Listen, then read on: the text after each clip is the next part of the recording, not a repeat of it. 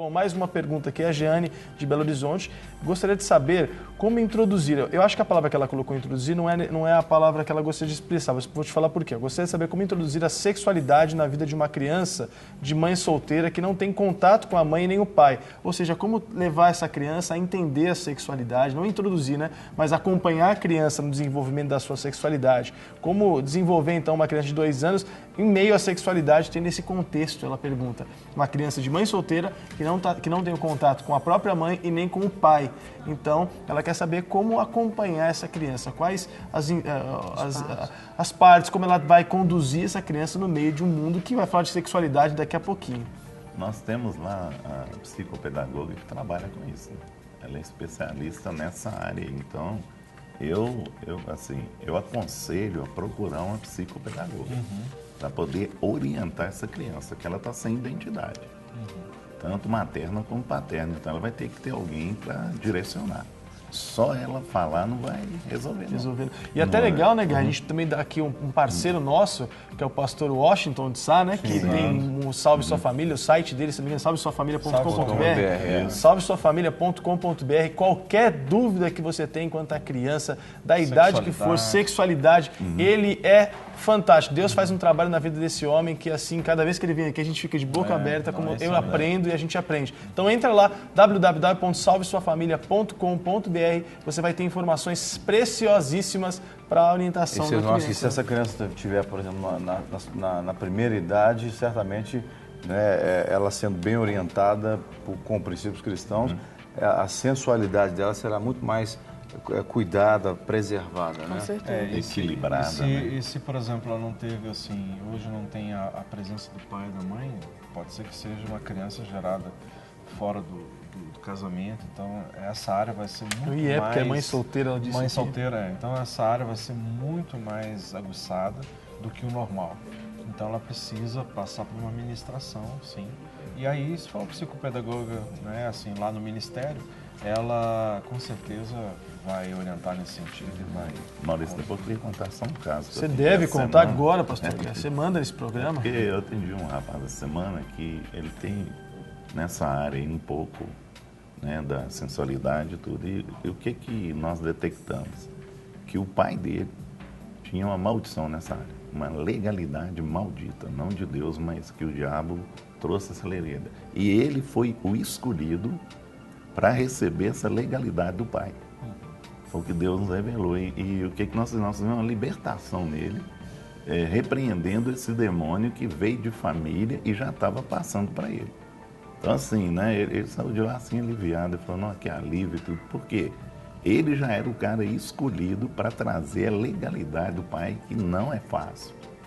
E já estava chegando nele. E ele já estava atuando já dentro disso. Então, Deus ontem revelou, nós quebramos, graças a Deus. E essas questões são muito sérias, né, pastor? A gente, com experiência ministerial, quantas vezes você vai orar por algumas famílias, orar por algumas pessoas, então há uma manifestação demoníaca e o demônio comenta, vai falando, não, eu destruí já o avô, já destruí o pai, vou destruir ele, e a gente expulsa e fala, não vai destruir nunca mais em nome de Jesus, porque agora a restauração acontece, né?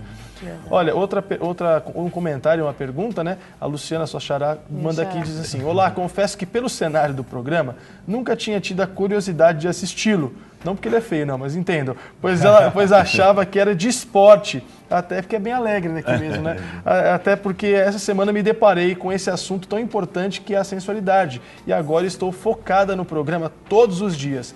Parabéns, é excelente a forma de discussão de vocês. Parece um grupo de pessoas que se encontraram e começaram a bater um papo super legal. E gostaria de saber como fazer para que as pessoas não confundam, olha que legal a pergunta dela, o jeito manso e delicado de falar como interesse ou sensualidade. Isso é interessante. Antes de você responder, vale dizer para a Luciana e para todo mundo que está em casa que nós também falamos de esporte aqui no programa. Nós somos atletas, olha aí. O nome do programa condiz com a linha editorial do programa. É de tudo um pouco, né? A gente fala de música, a gente fala de família, de religião, de política, de saúde, etc. e tal, inclusive de esporte, né? Então, Luciana, você pode divulgar essa oportunidade, né, para outras pessoas assistirem o De Tudo Um Pouco, que tem uma programação muito rica para abençoar vocês. Agora, eu acho que ela viu também o nosso biotipo, né? Todos muito atletas, né? Atléticos. Uma coisa interessante que Modesta. ela falou que eu achei é dela sentir, né, que está passando isso aqui, o bate-papo aqui, dela sentir bem com isso. Claro. Então Sim, ela parte sentiu, do bate-papo, ela né? sentiu parte disso Que aqui. legal. Então, né, é importante, achei bonito Propósito isso, sendo né? cumprido, né, pastor? Mas aí, o que você acha dessa pergunta? Já que é um bate-papo, Já que é um bate-papo, o que você O acha? que você acha? Me repete a pergunta. A pergunta é o seguinte: gostaria de saber como fazer para que as pessoas não confundam o jeito manso e delicado, e isso acontece muito às vezes, de falar como interesse ou sensualidade. Deixa eu até reforçar o que ela está falando, porque eu já vi pessoas assim, já. Pessoas assim, às vezes a sensualidade não é passada pela pessoa, mas ela é vista por quem é receptor. Mas ela não disse que se a origem da fala é de um homem ou de uma mulher.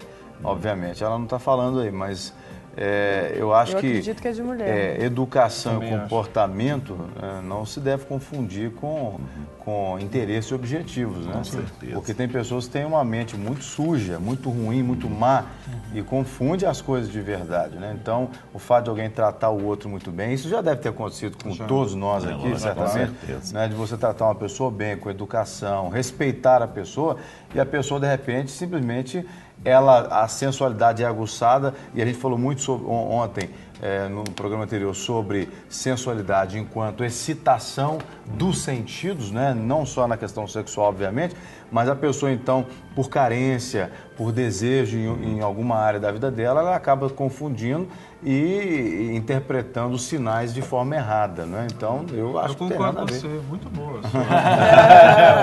Agora, tem aquelas mulheres também que falam de um jeito assim, mexendo muito no cabelo, Agora eu passando queria- trejeitos você tocou que em um assunto que eu querem, queria abordar querem sobre mostrar isso. assim a sensualidade. A gente tem que saber qual que é a diferença Agora disso. tem pelo menos assim, duas coisas que eu vejo que acontece muito.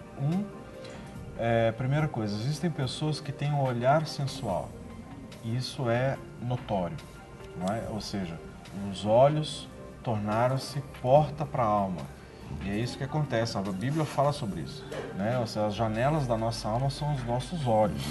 Então, pessoas que tiveram acesso a... E os ouvidos também, viu? Complementando. É verdade. Os olhos mais para os homens e os ouvidos mais para as mulheres, né? Exatamente, exatamente. Então, ou seja, tiveram acesso ao nu, à pornografia desde pequenos e alimentaram isso durante muito tempo, então os seus olhos se tornam extremamente sensuais. Então, muitas vezes, algumas mulheres confidenciaram isso. Quando eu olhei para aquele homem, o olhar dele, eu senti que estava sendo seduzido pelo olhar. E aí a gente percebia que tinha uma ação espiritual por trás dos olhos. Os ouvidos, no caso das mulheres, ou seja, ouvindo, muitas vezes a questão de O que agrada, palavras, né? O que agrada. e palavras, e outras coisas muitas vezes que entram através dos ouvidos. E a terceira coisa foi o que a Luciana falou, que existem pessoas sabedoras no aspecto de participaram de consagrações dos cabelos consagrados e outras que não sabem disso, que foram. Então, assim, só no agir, nos cabelos, no mexer, cabelos mais longos e assim muito bem trabalhados, é um processo sedutor muito grande. Você diz de consagrar assim, feitiçaria mesmo? Feitiçaria mesmo, pessoas que consagram Às mesmo. vezes até inconsciente, a pessoa Às não vezes está até sabendo. inconsciente. Porque você está falando um negócio, está me chamando a atenção. Tem muitas mulheres que elas mexem muito no cabelo. Você está conversando e começa, mexe para lá, mexe para cá, e eu fico pensando, será que está com piolho? Será que é alguma coisa assim? Porque não tem cabimento. Né? E aí, mas aí, se você for olhar o pano de fundo, pode ser até involuntariamente uma sedução. E é um jeito diferente de mexer no cabelo, porque a mulher, ela costuma, às vezes, arrumar um fiozinho que está fora do lugar e tudo, mas é um jeito muito diferente. Dá para perceber quando é, assim, um cuidado com o cabelo, né? Eu tô cuidando Principalmente aqui quando agora, tá... E quando é aquela coisa de... Ou quando está diante de uma pessoa que ela quer despertar um interesse, né, Exatamente. nessa pessoa. Tem E a aquelas sensualidade- que tem toscolo, né? Que só fica, joga o cabelo pra lá, joga pra lá. A sensualidade ela não passa desapercebida, né? Acho que isso que fica muito claro aqui pra gente. Não é que você que mexe no cabelo pode ficar com claro. crise, não é isso que a gente está falando. É que a sensualidade ela não passa desapercebida. Com Ela certeza. atinge quem ela quer atingir, né? O receptor pode estar blindado quanto a isso, fala, olha, não fica perto dessa pessoa, porque sim, mas que isso acontece Agora, de chamando a fato. atenção para aquilo que o pastor Rogério falou agora há pouco, sobre a questão dos olhos e dos ouvidos, né? E a Bíblia nos alerta sobre isso, fala que quando o nosso olho é bom, o nosso corpo será luminoso. Exato, com certeza. O contrário certamente também é verdadeiro. Quando a Bíblia não diz com essas palavras o contrário, mas nós podemos subentender que se o olho não é bom, o corpo não será luminoso. Se o olho é ruim, o corpo estará em trevas, né?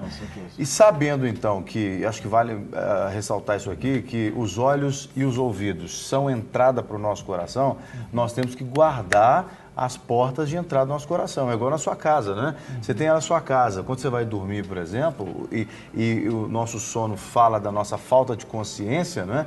Ou seja, quando você está menos atento, você tem que reforçar as entradas da sua casa, que seria a janela, a porta. Nós precisamos guardar também os nossos olhos e o nosso coração. Filtrar o que a gente está recebendo. Agora, vocês nunca tiveram essa sensação de que parece que o diabo, ele sabe muito bem disso, que os olhos e os ouvidos são portas de entrada para o nosso coração, e ele usa os homens para atacar, em geral, a porta de entrada das mulheres, que são os ouvidos, e usam as mulheres para atacar a porta de entrada dos homens, Sabe os pontos são os fracos, olhos, porque mais as mulheres andam de forma muito sensual, a vestimenta, etc. A gente falou dos cabelos aqui, etc. Vocês não têm essa impressão? Claro, e a gente acaba ainda deixando esse negócio passar E isso batido? vai refletir numa situação que a Bíblia até fala, que a boca vai falar do que o coração está cheio. Ou seja, você entrou pela boca, ou até entrou pelos olhos e pelo ouvido, inflamou o coração e você vai começar a viver aquilo daquela forma. Deixa eu só contar aqui uma experiência, entre outras que a gente já teve, que eu tive especificamente, que das pessoas que eu atendi, que é um pastor, já há algum tempo atrás, ele disse assim, eu não consigo viver livre da pornografia.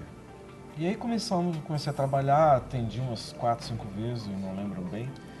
E aí nós chegamos puxando o fio da história, né, e resumindo aqui, a primeira experiência com pornografia que ele teve foi ver a prima, a tia, tomando banho através da fechadura do banheiro. Ele não sabe por que foi conduzido isso, depois a gente veio a saber que já tem um histórico que veio através do pai, do avô, que eram muito, assim, extremamente sensuais, e muita pornografia, etc. Então ele foi e olhou pela fechadura, então viu a prima, e isso começou a se tornar um hábito. Ele devia ter uns 9, 10 anos de idade quando teve isso. E aí, a partir daí, ou seja, o espírito de sensualidade, ou seja, entrou através dessa porta que foi aberta, que foram os olhos, e a partir daí se tornou algo extremamente assim, comum, normal e cada vez mais profundo. E essa pessoa tinha uns olhos, inclusive, muito bonitos, mas era perceptível.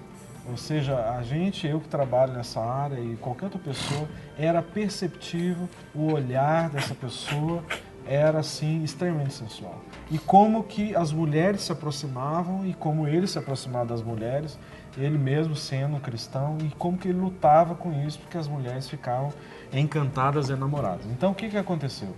Aconteceu que, na realidade, sabedor disso, eu pude, então, fazer esse trabalho quebrando, ou seja, desde o início, onde entraram essas imagens pornográficas da nudez na sua infância, e isso foi quebrado, e ele ficou completamente livre com isso, não é? Ou seja, é uma vigilância constante, óbvio, nós todos temos que estar vigilantes, mas, ou seja, aquilo que o aprisionava hoje... Descobrir a raiz que você falou. Exatamente.